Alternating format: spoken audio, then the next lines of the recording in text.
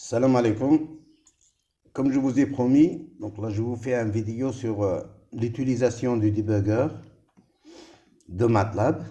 Ça permet de comprendre mieux. J'ai essayé d'utiliser celui de Octave. Il existe aussi un debugger, mais celui de MATLAB il est meilleur pour apprendre. Voilà, donc là je vais l'appliquer sur le script qui calcule l'interpolation de Lagrange. C'est ce qu'on avait vu en TP. Donc j'ai vu qu'il y en a beaucoup qui l'ont fait. C'est bien. Euh,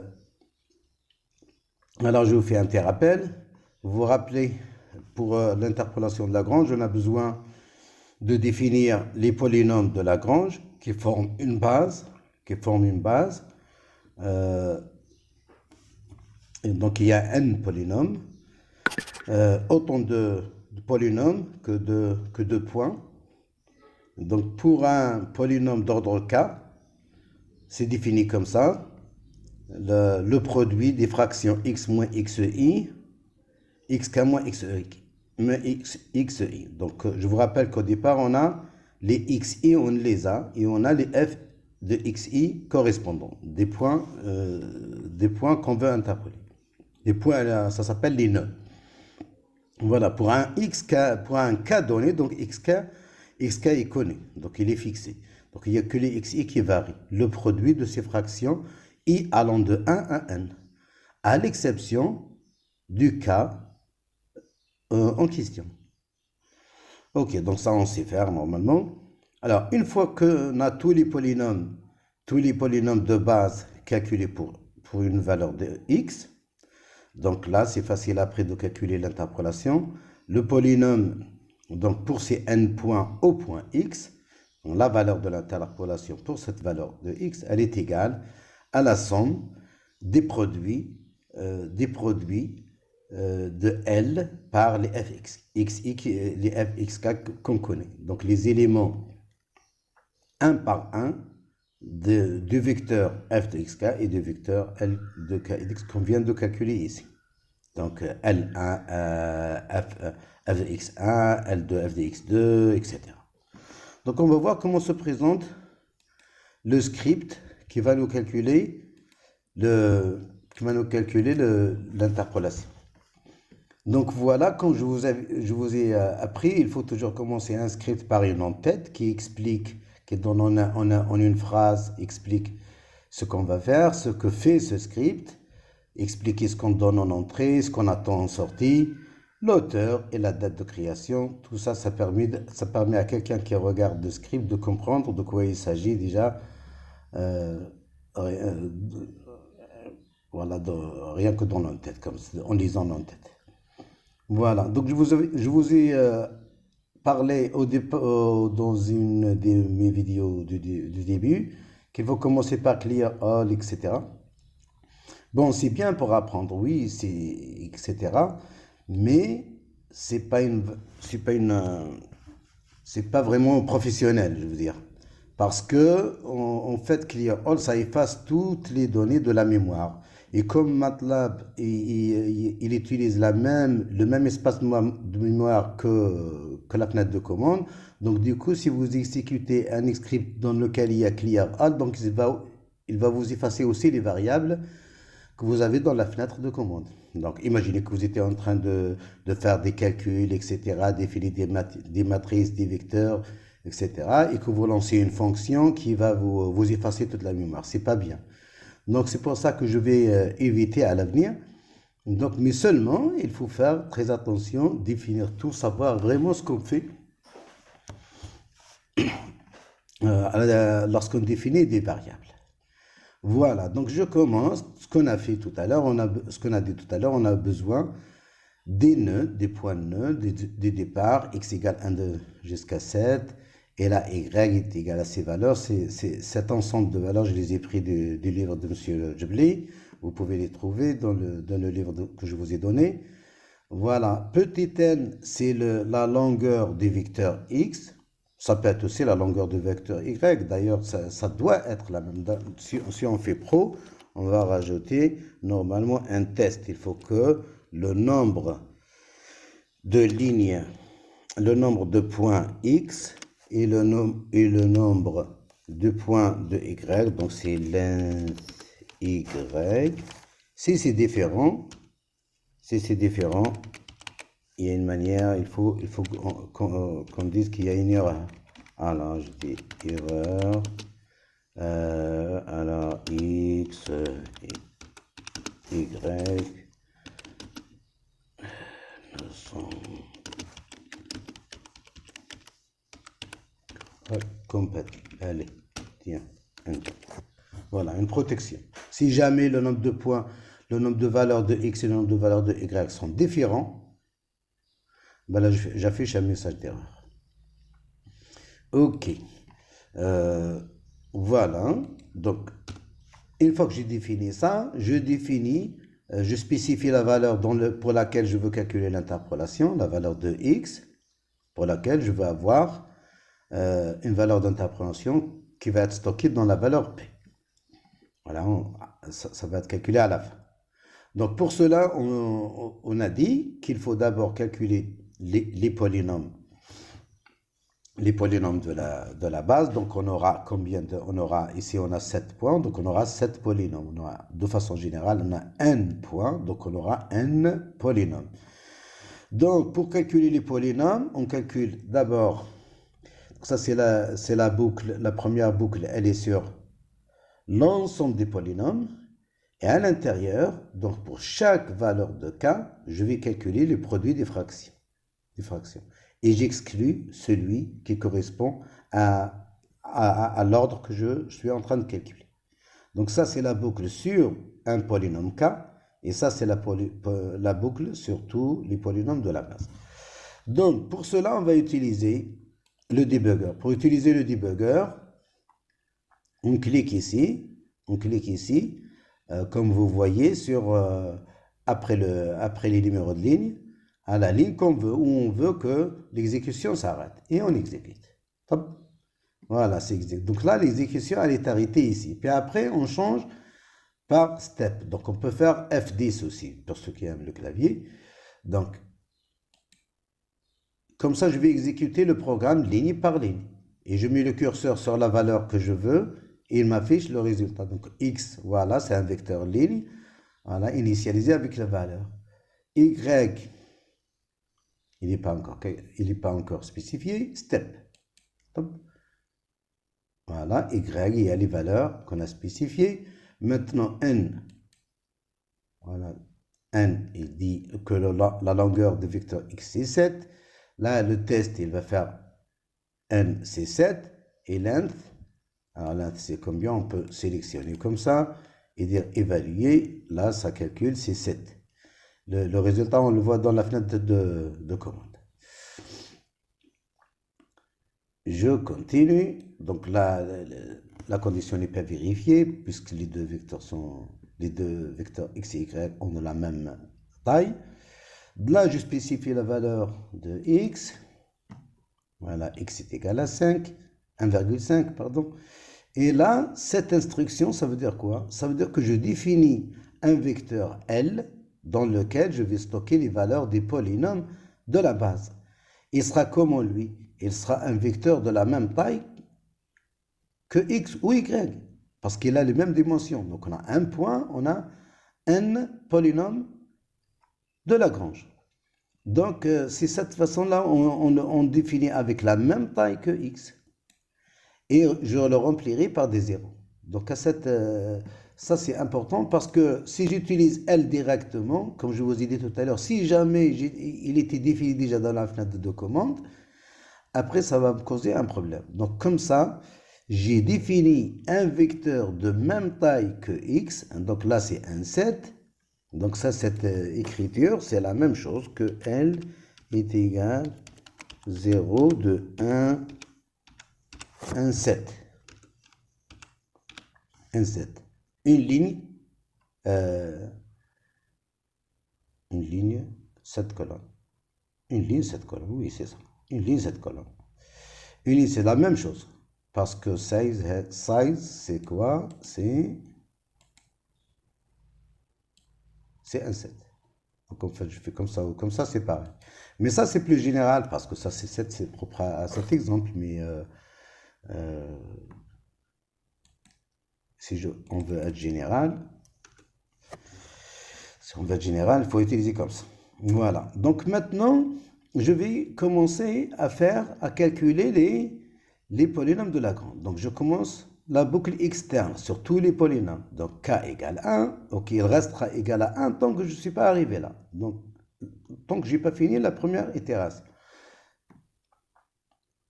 Je continue. Voilà. Donc là, j'ai défini l'élément K. Donc tout à l'heure, je vous ai dit L, il est défini. Voilà. Le premier élément, il est initialisé à 1. Maintenant, je vais, sur cet élément 1, K ne va pas changer jusqu'à là. Donc je vais remplir le LK, je vais le calculer. Donc je vais faire une autre boucle sur les produits. Donc M égale à 1, N aussi, d'après la définition.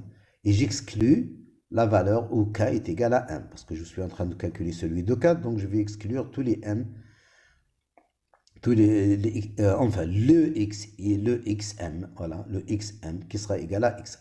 Le M qui sera correspondant à K, voilà, vous comprenez. Alors, là, comme là, c'est M est égal à 1, et la boucle aussi, M est égal à 1, et K, je suis dans la première boucle aussi, donc là, ça ne va pas être vérifié. K égale à 1, pardon, ça va être, ils vont être égaux. Donc là, normalement, il ne va pas y avoir, il ne va pas entrer dans le calcul. Voilà, il a sauté. Il a sauté, il n'a pas fait le calcul. Donc, si je regarde L de K, L de K est toujours égal à 1. Donc, il n'a pas fait le calcul.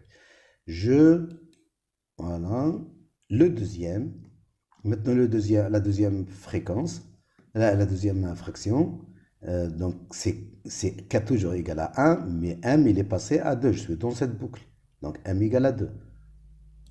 Hop, là il calcule, là j'ai quelque chose, là il y a quelque chose, 0,5, bon c'est le résultat de la fraction pour xi égale à, pour x de 2. Voilà, x de 3, donc etc. Si vous, voilà, x, alors m c'est combien? Là je suis à la quatrième boucle, donc il va calculer tous les termes cette fois-ci parce qu'ils sont tous différents de 1. Voilà, tac, tac, ah, il a fini, m égale à 7, je suis arrivé à 7. Donc il a fait tous les produits maintenant, donc maintenant j'ai 2 LK, le LK il est égal à la valeur qui est là-bas. Ok, maintenant il va passer au deuxième polynôme. Top, je passe. Donc maintenant, K égale à 2. Parce que ici, ça change. Je retourne au début du bloc qui est dans le for. Donc K est égal à 2. Donc là, regardez L. L, c'est 0. Le deuxième élément est 0. Donc vous allez voir L2 de 2, il va être initialisé à 1. L de 2, il va être initialisé à 1. Et ainsi de suite. Là, on va calculer le L2 maintenant. L2, pareil. Donc le premier, il va calculer. Et c'est le deuxième qui va être sauté. Parce que K égale à 2, M égale à 2. Ok. Là, maintenant, il va calculer tous les autres. Alors, M égale à où je suis arrivé où là? 6. Donc là, ça va, le prochain, et c'est fini. Voilà, celui-là, top, je calcule. Voilà, et je calcule. Donc là, L de K, voilà, le L de K, il est calculé, le deuxième. Je repasse maintenant, c'est fini, j'ai fini le L2, le L2, et on va faire le L3. Voilà, K égale L3. Il va refaire la même chose. Donc L2, troisième élément, il est initialisé à 1. Troisième élément. Et il va refaire le calculer, faire tous les produits pour le 3, etc. Top, top, top, top, top. Tous les produits, sauf le troisième. Maintenant, K est égal à combien? Le quatrième. Donc, il va faire tous les produits, sauf le quatrième.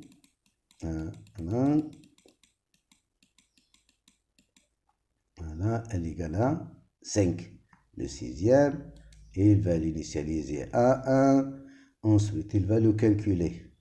Il va le calculer. Il prend là, donc là pour K égale à 1 et M égale à k égale à 5 et m égale à 1, donc il va le calculer.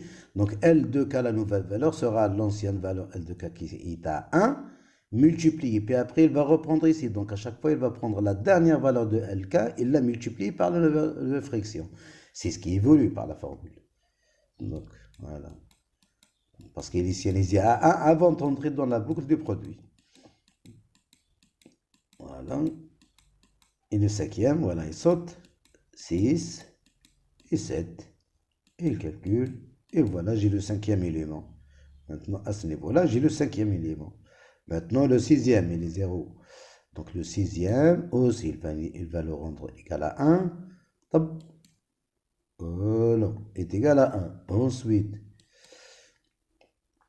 M est différent de 6. Donc, il calcule. Donc là, celui-là est égal à 1. Toujours. Donc, on va voir, il va calculer tout ça, multiplié par 1, et il va le stocker dans LK. Voilà, ça va être tout ça. Pardon, ouais, 0, 1. Il a trouvé 0, 1. Bon, le calcul a fait que ça soit 0, 1. Voilà. La prochaine, avec la prochaine fraction, la fraction suivante, la fraction suivante, la fraction suivante. K égale, voilà, la sixième, elle est sautée, septième, voilà, c'est fini. Et voilà, maintenant c'est la dernière, le septième élément, K égale à 1, voilà.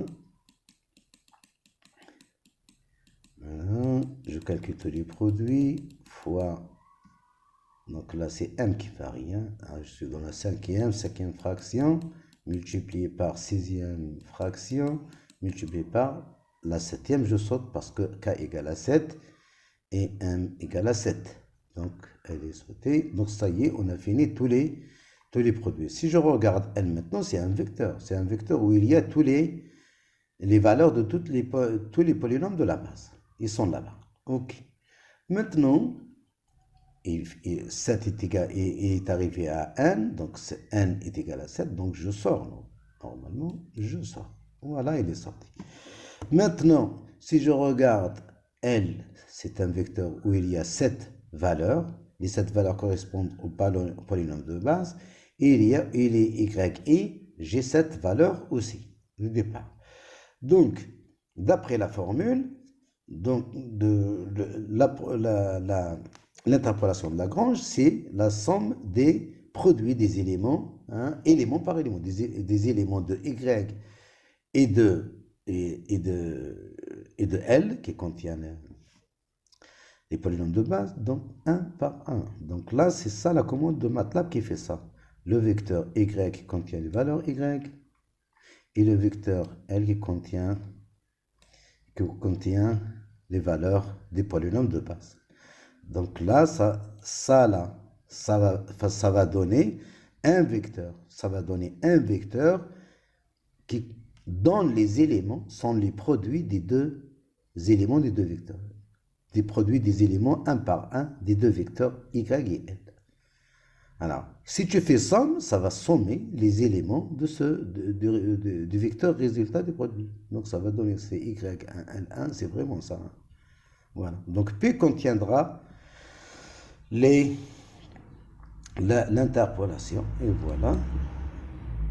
Voilà, donc si je regarde P, voilà, P est égal à la valeur souhaitée.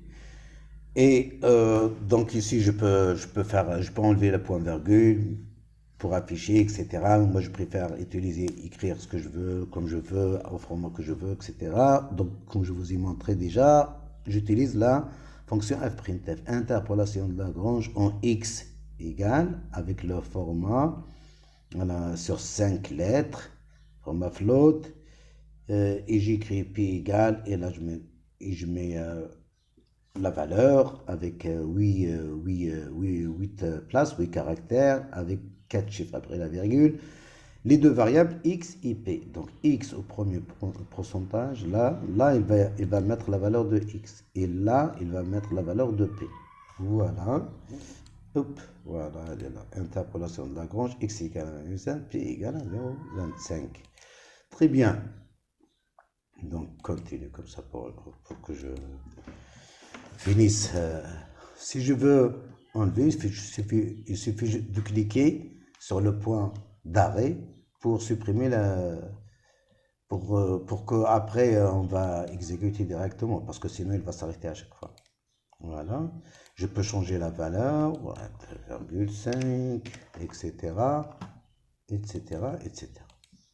Ok. Donc maintenant, on va transformer ce script.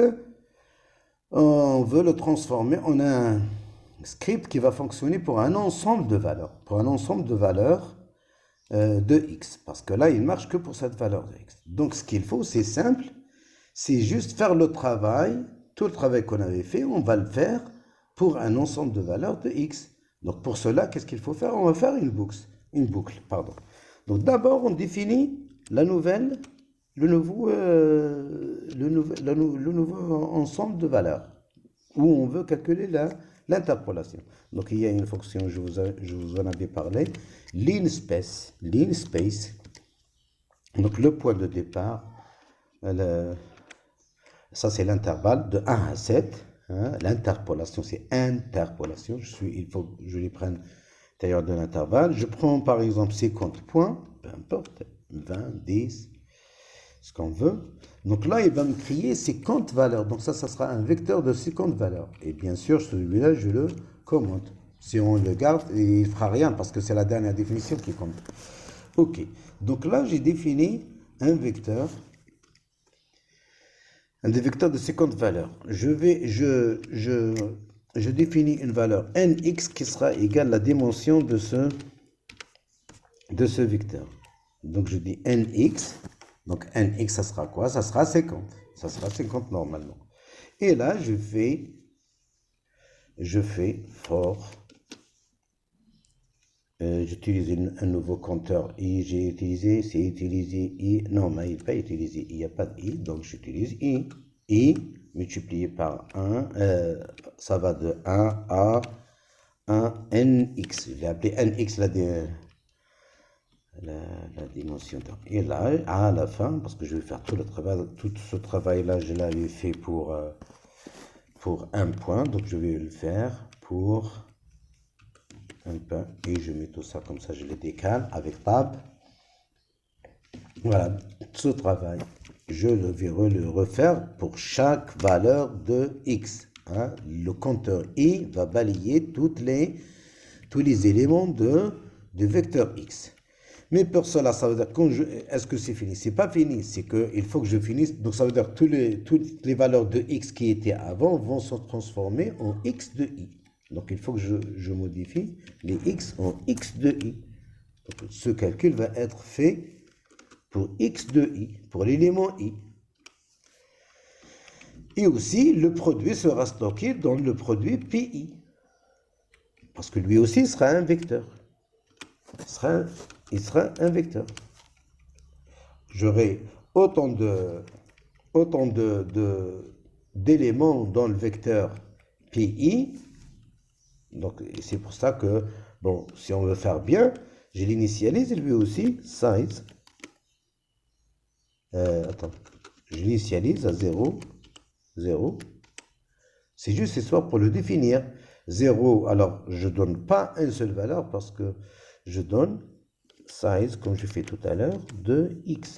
Comme ça, il va fabriquer un vecteur vraiment identique à x et qui serait rempli de 0. Et dans lequel, moi, je vais mettre tous les résultats. C'est tout. Avec ça, normalement, il va marcher. Voilà, donc. Voilà, à chaque fois, il y a une valeur, il y a l'interpolation à côté. À chaque fois, il y a une valeur, il y a l'interpolation à côté. Donc, moi, j'ai pas envie de faire comme ça. En fait, pourquoi j'ai fait ça? C'est pour avoir beaucoup de valeurs pour pouvoir tracer la courbe d'interpolation, la courbe interpolée entre 1 et 7. Et puis après, pour pouvoir voir à peu près l'allure de cette courbe d'interpolation. Donc moi j'ai le script ici, il est pris, mais c'est exactement identique à l'autre, c'est juste que j'ai rajouté ici la partie pour plotter. Donc c'est pas la peine que que j'affiche à chaque fois cette phrase, j'ai pas besoin d'afficher. Cette fois-ci, parce que j'ai 50 points, donc je vais plotter. Alors, qu'est-ce que j'ai fait ici? J'ai fait plot. Donc, X, on peut faire ça sous MATLAB, on peut le faire avec une seule commande. Donc, grand X, grand Y, ce sont les valeurs expérimentales. J'ai spécifié qu'il ne faut pas mettre les relier par des lignes, mais seulement les noter par des plus, comme ça. Et puis après, là, je vais commencer une nouvelle courbe. Donc, X et P. Je vais tracer X et P parce que, alors, P majuscule, j'ai utilisé. Donc, X et P. Donc, X, c'est le vecteur X qui contient toutes les valeurs. Voilà, il est là. Et P, c'est le vecteur qui contiendra tous les résultats. Bon, ben là, il y a des définitions qu'on peut rajouter là. On peut appeler les X, on peut renommer l'axe Y, on peut rajouter des grids, ça c'est le titre, etc. Et donc, si j'exécute, ça fait... Ah, il y a une erreur. Alors, qu'est-ce qu'il dit?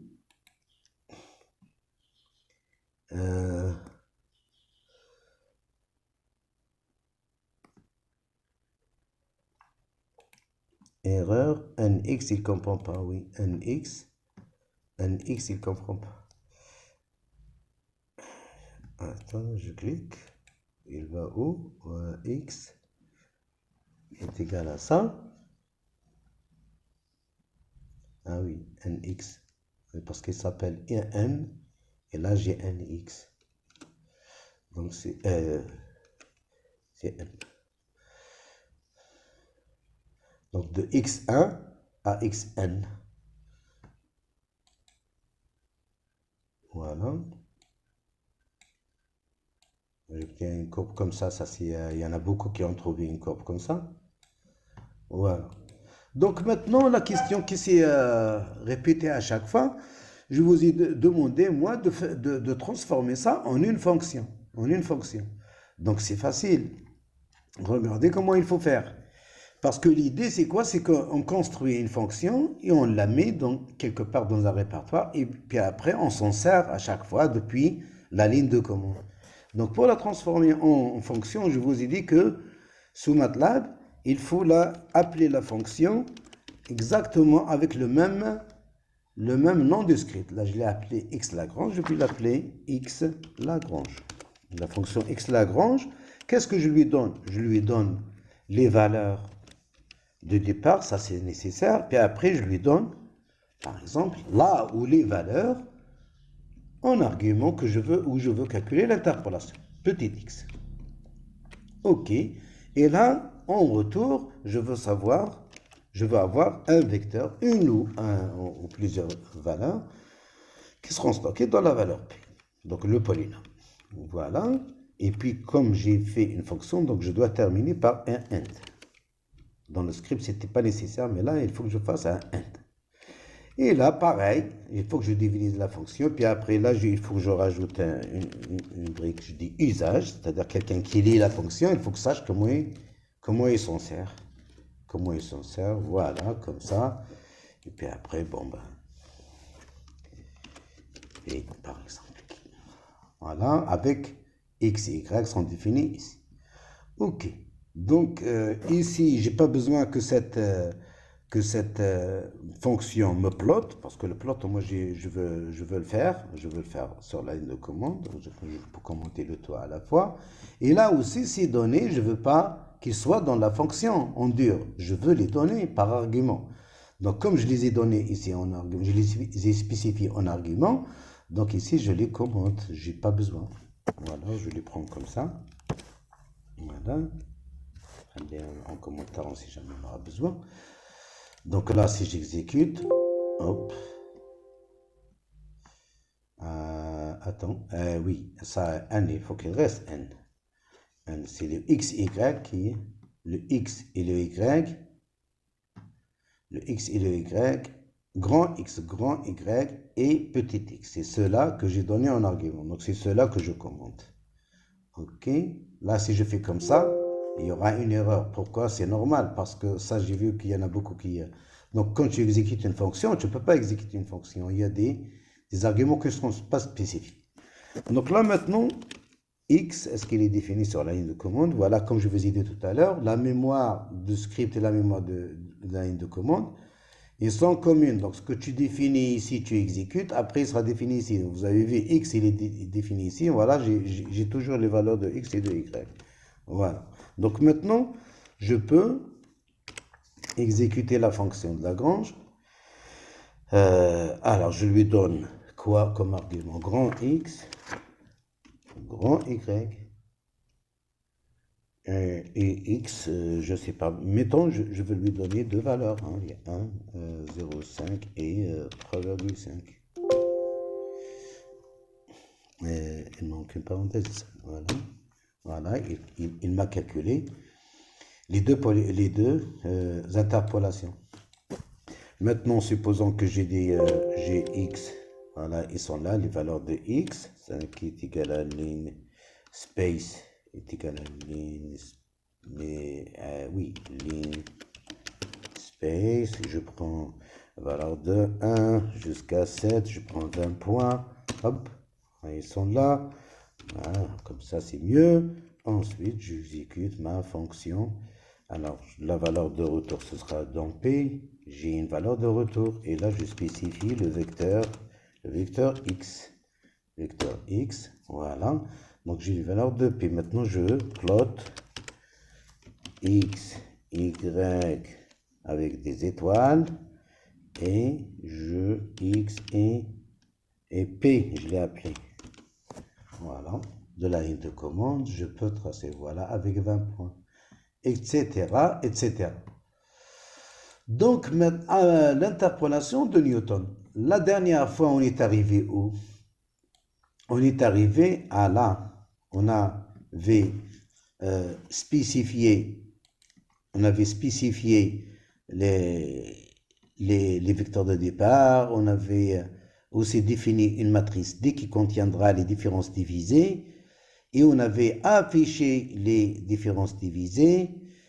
Et on avait dit que la diagonale de la matrice qui contiendra les différences divisées, la diagonale sera le vecteur qui contiendra les coefficients du polynôme de Newton. Ici, pareil après, le polynôme de Newton sera une combinaison de ces polynômes de base. Les coefficients sont quoi? Sont cette diagonale. Alors, je vous ai fait un post, je vous ai expliqué le schéma de Horner. Il est pratique ici, on peut l'utiliser. C'est-à-dire, au lieu d'utiliser deux boucles, une sur les bases comme pour Lagrange et une sur les polynômes de la base, et voilà, l'externe sur le polynôme de la base et une autre pour chaque polynôme, non, on peut calculer, faire une seule boucle avec cet algorithme. Donc, ça, vous le regardez tranquille, vous regardez le post. Donc, par contre, je voudrais que vous l'utilisez, parce que ça ne sert à rien d'utiliser quelque chose de l'or alors qu'il y a quelque chose de simple qui existe. Donc, on initialise P par la plus grande valeur, le coefficient le plus haut ordre, puis après on descend par moins 1. Faites attention, il y a une erreur ici dans la publication, il faut préciser le pas comme étant moins 1, parce que si vous mettez comme ça ne va pas marcher. Voilà, comme celui-là. Donc, de n-1 jusqu'à 1 par pas de moins 1. Donc, il descendra sinon. Ensuite, là, ça... Donc, si on veut cet algorithme comme ça, à la fin, on aura dans P, on aura la valeur de l'interpolation pour cette valeur 1,5 avec la méthode de Newton.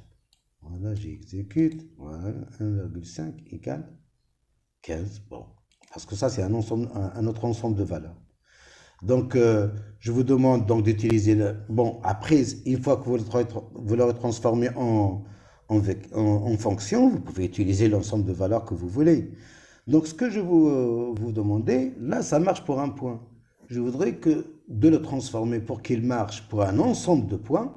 Donc, vous faites exactement pareil. Faites une boucle externe sur X. Et puis après, pour chaque élément I, transformez les X en XI et les P en PI. C'est tout. Les X en XI, les P en PI. Et puis après, comme X et Y seront donnés par argument, et le vecteur X d'entrée aussi sera donné par argument, donc il faut commenter ces trois-là. Il faut les commenter ici. comme on a fait pour Lagrange, fait pour Newton. Et sortir, faire une courbe comme celle qu'on avait fait pour Lagrange. Je vous souhaite bon courage et à la prochaine. Cette vidéo, elle est un petit peu longue, j'espère qu'elle n'est pas très longue. Elle est où? Non.